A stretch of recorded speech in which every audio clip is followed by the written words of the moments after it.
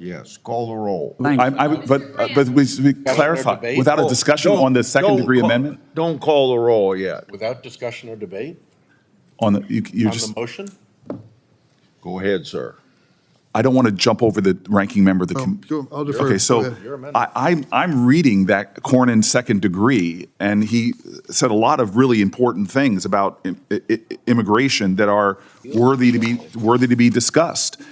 And I'm happy to vote on an immigration bill. I disagree with the death penalty. I will vote my conscience on this. But I want to draw everybody's attention to the first two lines of your second degree. They have nothing to do about immigration. They have nothing to do with the death penalty. I've never seen this before. His first two line is not to bring up this important issue that should be discussed, debated. Your first two lines are to strike my amendment in its entirety. So what we have right here is hidden behind real issues on immigration is really just trying to not vote on the important points that we brought up about transparency and accountability on the Jeffrey Epstein files. This is not an amendment to my amendment. This is an attempt to strike what I have a whole list of prominent Republicans, elected leaders, who want the same thing I want, which is just to have transparency on this matter. Can we vote I've on heard my some of the second degree? comments, if I can finish, Mr. Chairman. Go ahead. I have heard public statements by my Senate colleagues on both sides of the aisle. I've heard comments from Republicans on the House side and Democrats on the House side that we want transparency and accountability on a matter of public safety. Senator Cornyn said that Jeffrey Epstein's dead yet, but his victims are not. There are women who have horrific stories of vile violence that was committed against them. We have Pam Bondi, our Attorney General, who said that there is evidence, truckloads of it, as to these crimes, potential co-conspirators, potential others involved. How can we not want to just know what happened? Why are we trying to simply turn away from the highest law enforcement officers in the land, from our FBI director to our attorney general, who spoke towards crimes committed and others involved in those crimes? Why are we considering an amendment that is hiding behind real immigration issues, but real intent is to strike a simple request for transparency, for accountability, that Republican voices all across the spectrum have been demanding from this president and this attorney general? So if Senator Cornyn is going to offer an amendment, I'm going to offer a third degree that simply strikes his first two lines. I'll vote on your immigration stuff that you so strongly stated that was the importance of this, but you hid the fact that you put here the real intention of your amendment. It has nothing to do with immigration. It says it right here in the first two lines. The real effort was just to not have accountability and transparency. What are you afraid of? Mr. Chairman, may I respond? Yeah, you may respond. I trust the Senate-confirmed Attorney General of the United States to make the proper legal analysis to determine what of the Jeffrey Epstein files can be released. He was confirmed by the United States Senate as Chief Law Enforcement Officer of the United States. I trust her to make the right legal determination. But I would ask my colleague from New Jersey, you claim you care about the victims. Do you care about Tammy Nobles? Do you care about Marie Vega, the angel moms who lost their loved ones, their children, to the acts of an illegal alien who never should have been here in the first place? Do you care about them? Can I respond to the senator's question? Sir, I've known you for 14 years. You and I both care about victims of crime. And to suggest otherwise is stunning to me. Senator, if I may finish, sir, I allowed you to finish. I asked you a question. And I'm trying to I didn't answer. make an accusation. Mr. Chairman, I asked you a question. Mr. Chairman, Answer the question. I should have allowed a time to respond to the senator's question. I did not interrupt him, and now he's interrupting me. Please. It is another violation of the decorum of this place. Go ahead, Senator Booker. Senator Cornyn, both you and I have spent our lives. I know your record. I know your history. I know what you've done. I would never, ever question whether you care about the victims of a heinous crime. Mr. Chairman, please help me. You ask me if I care? Absolutely. Thank you. No, I'm not finished yet. Well, thank you for answering the question. Well, I'm going to answer the question in full. You are not sincere. Let me explain.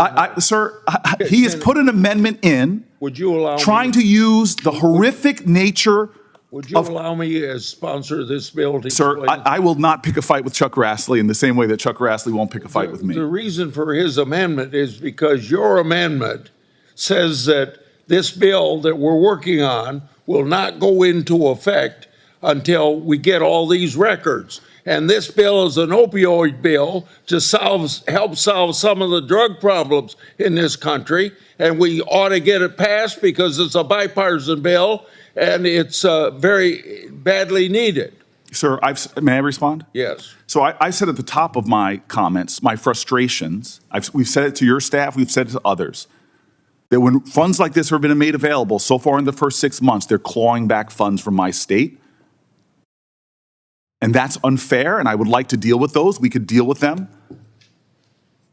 And given that, I am sticking to an amendment that is not controversial. Okay.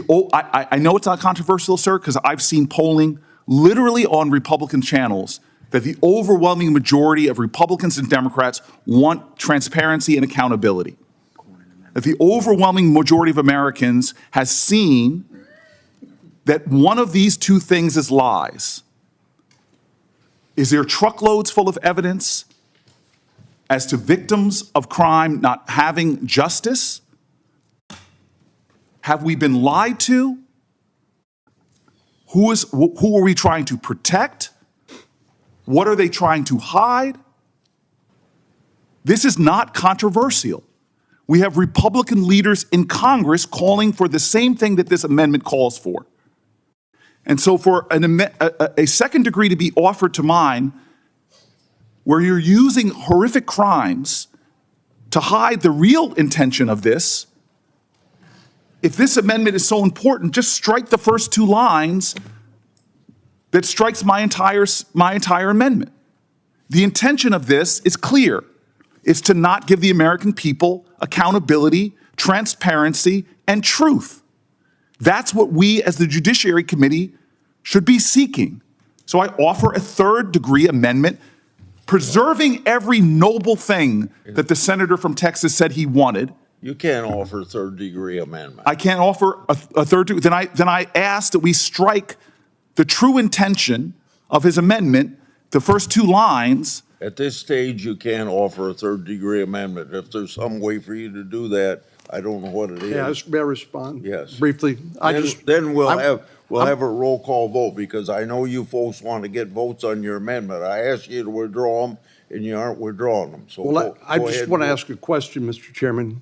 In your opinion, would the addition of these amendments to the underlying bipartisan bill jeopardize our ability to pass this underlying bill, anti-opioid bill, out of committee and across the Senate floor and get it enacted into law? Would these amendments jeopardize that? I see them jeopardized in ways even beyond what you said. So, Because if we pass the legislation with this stuff on, it wouldn't go into effect anyway. Who knows how far down the road? When the president signs the bill, I want it to be effective. that's what I thought, and I appreciate your answering the question. I think the debate that Senator Booker and I have is not something that's going to be resolved today. And so it will continue. So I think regardless of how we act on the underlying bill, that debate will continue, and neither he nor I are giving anything up in terms of our ability to continue to debate this topic. But I'm willing to withdraw my amendment if Senator Booker's willing to withdraw his amendment in the interest of passing this bipartisan anti-opioid bill out of the committee and through the Senate and seeing it enacted into law, and hopefully saving some lives in the process. Senator Booker.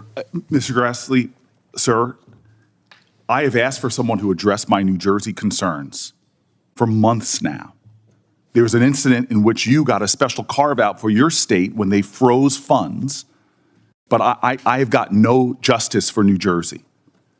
So if you want to postpone this and address my New Jersey concerns about the resources we are not getting, and I know you would do that with me in good faith, I would be happy in our next meeting, but right now I am sticking with my amendment.